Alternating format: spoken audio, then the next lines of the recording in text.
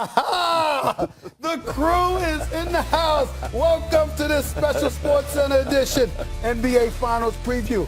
Mike Wilbon to my left, the one and only Irvin Magic Johnson in the house right here next to me, and of course, your man. Like old times now. Yes, We've done this a few times. We've done this a few times, no question. But first, let's handle some business here. We need to address ESPN's Baxter Holmes and his article on more behind-the-scenes turmoil for the Los Angeles Lakers. Here's Shelly Smith with a recap.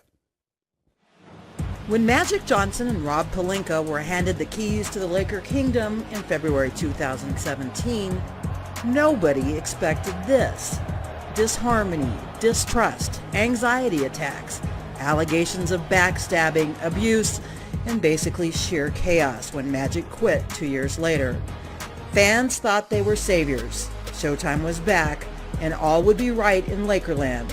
But you cannot take drama out of LA. Pelinka accused Johnson of not working hard. Magic accused Pelinka of backstabbing. Both are accused of intimidating employees to the point that two had panic attacks. Magic said he never disrespected anyone. According to Baxter Holmes' story on ESPN.com, Pelinka made up a story about Kobe Bryant meeting Heath Ledger for dinner to talk about how he locks in a role. The meeting was tied to Ledger's iconic role as the Joker in The Dark Knight. But one of Holmes' sources with direct knowledge said the dinner never happened, and Ledger died 6 months before the movie was released. During the 2018 draft, staffers in one war room strongly suggested taking Villanova power forward Omari Spellman. Instead, Pelinka and Magic, in another war room, chose Moritz Wagner from Michigan, where Pelinka had played his college basketball. Pelinka has been known to sit in coaches' meetings, irregular for an NBA GM. And Rich Paul, LeBron's agent, weighed in on not only trying to get rid of head coach Luke Walton, but also was trying to get players traded for a superstar, in particular the Pelicans' Anthony Davis. Paul had so much access to the team that, as Holmes reported, rode on the team charter. Highly unusual, although Paul said it happened only once. Still, players told Holmes Paul's career presence was destructive and, quote, a culture killer. When the Davis trade fell through, after players were dangled as trade bait, one Lakers coaching staff member told Holmes, guys know there's no trust there. So what happens now this summer, in one of the biggest free agency periods yet? If the Lakers can't land someone to move the needle, they could be facing their 7th season without making the playoffs. Now, here we are for the Sports Center special, and obviously we will get into the NBA Finals because that's primarily what this show is about. But you see what has been written, whether it's Rich Paul having too much influence, whether it's Magic Johnson, you yourself, two sides to Magic Johnson, the one that smiled before the camera and the one who was practically tyrannical as a leader for the Los Angeles Lakers. Your response to these reports? I've been in business 35 years. I've had partnerships with some of the biggest companies, Fortune 500 companies in the country.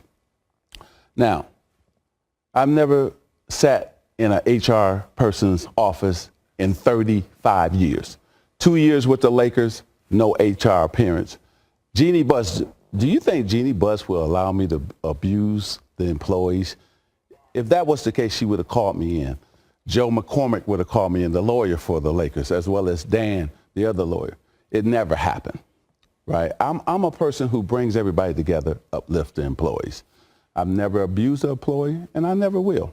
That's not what I'm all about. Now, Rich Paul had access to the Lakers because he had 2 clients with the Lakers. He called and said, hey, I'm in Brooklyn.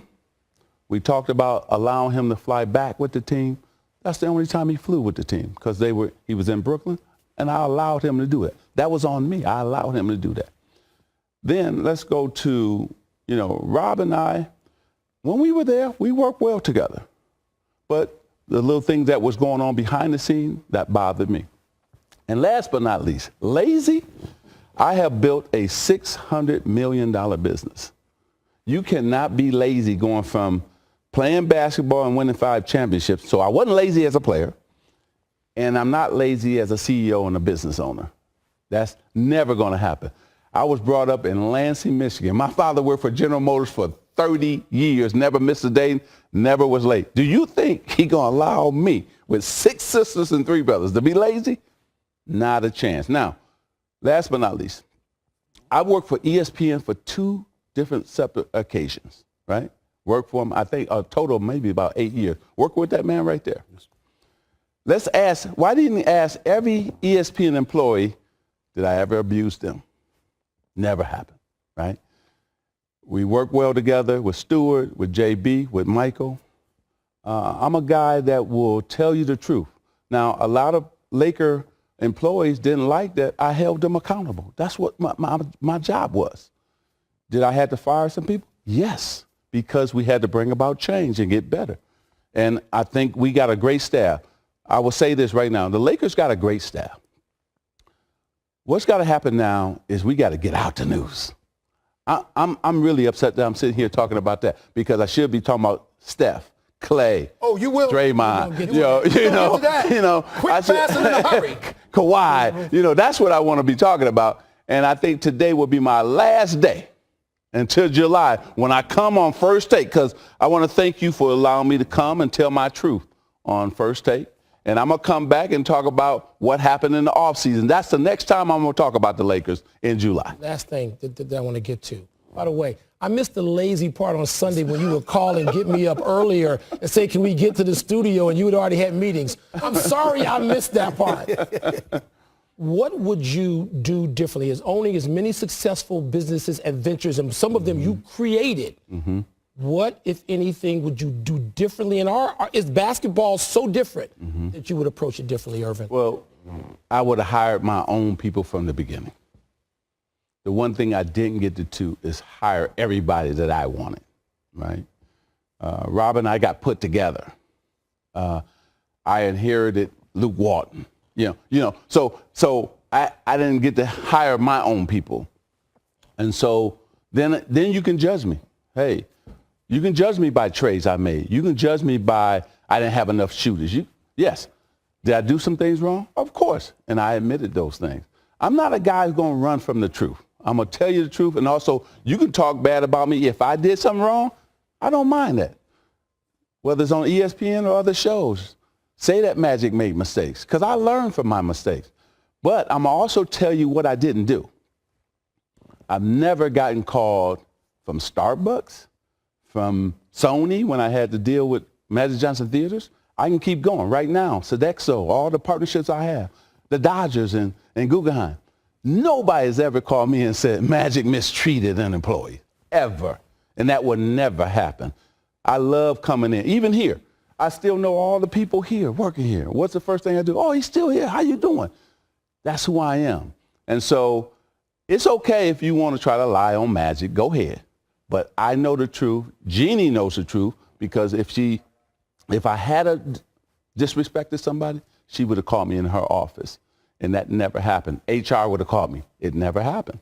2 years, never. Good enough for you? Yes, sir. Good enough for me? Yes, sir. Time to talk some NBA Finals, y'all. That's what we're here for. That's what we're here for. Coming up next.